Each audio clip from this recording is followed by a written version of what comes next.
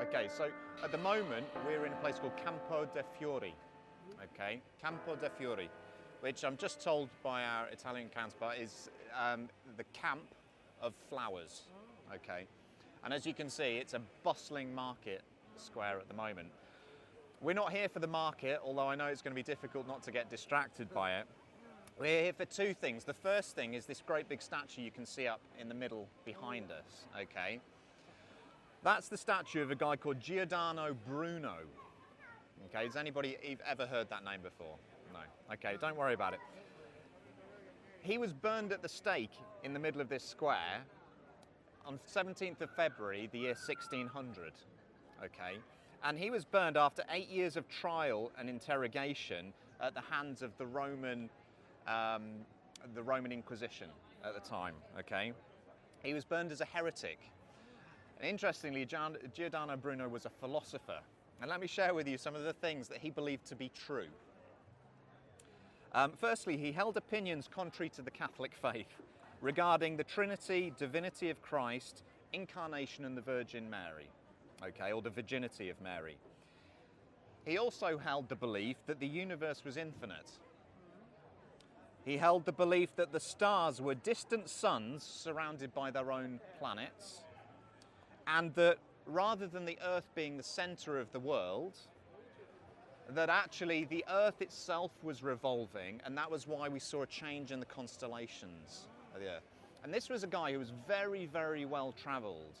He grew up and was brought up in the Catholic faith, and then he travelled abroad and he came across a lot of different scholars of his time, theologians and stuff, and actually started to question the Catholicism as it was back then that he was brought up with. And when he challenged it, and he was quite public about his challenge, they burned him as a heretic. Okay? That was the first point. The second point, and this is going to be a little bit harder to see, but I want you to, hopefully we'll be able to find it in the middle of here. I've got on my sheet here a picture of a little plaque. Okay? You see this little plaque here. That's on the floor in the middle over here. We'll try and see if we can see it, because something else happened in this square which is of a little more interest to us. Okay, in 1553, okay, remember 1555 was when the Jewish ghetto was created. 1553, Roman inquisitors confiscated every copy of the Talmud in Italy. Every copy. It took them 9 days to gather up all the copies, and the search culminated on the 9th of September 1553, which just happened to be a Jewish or a biblical holiday, Rosh Hashanah, Yom Teruah. And the Talmuds, along with many other Jewish books, were burned in a great big pile in this square.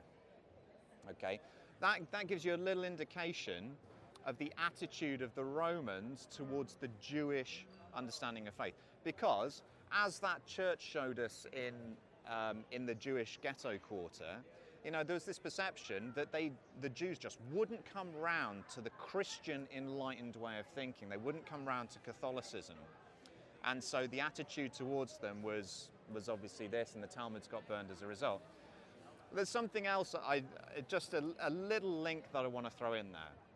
So our guide in the Jewish ghetto pointed out that the day that the Jews in the ghetto in 1943, 16th of October 1943, the day that the Jews were rounded up, yeah? So she said they got charged 50 kilos. The records that I found says 50 pounds of gold they got charged. Only 200 were saved with that 50 pounds of gold. Everyone else in the ghetto got rounded off and sent to detention camps. That happened on a Shabbat. That happened on a Sabbath. This happened on Rosh Hashanah, okay? Now, I want to remind you of a prophecy, a scripture in Amos, where it says, this is the Lord speaking to Israel, the Jewish people, because of their sin, okay? And it says, I will turn your feasts into mourning, all your songs into lamentation. I will bring sackcloth on every waist and baldness on every head. I will make it like the mourning for an only son, and the end of it like a bitter day. Okay? Now, has anybody ever heard of the Goebbels calendar? Goebbels, Joseph Goebbels, was Hitler's propaganda minister, effectively. He was the guy responsible for bringing all the different propaganda that convinced an otherwise, God-fearing nation, turned them against many parts of society, including, of course, very well known, the Jewish aspects of society. But Goebbels it was known amongst the Jewish community that Goebbels had this particular calendar. And Goebbels' calendar was actually that he knew every Jewish holiday date. And he used those against the Jews. So every Shabbat, every Sabbath in the prison camps, that became the day that rather than the Jews being able to rest and celebrate as they wanted to, that became the day when he would empty the hospitals, all those who were too weak to work, who were starving. So he would make that the day when he emptied them and sent them into the chambers to be gassed and incinerated. So that became a day of fear and of mourning. And he used to do exactly the same with Rosh Hashanah, Yom Kippur, Tabernacles, and so on. So literally, the feast days were used against the Jewish people. We've got two examples here of how prophetically, not deliberately by the act of one man as in Joseph Goebbels, but how also the same feast days, the Shabbat and Rosh Hashanah, were used and turned into days of mourning.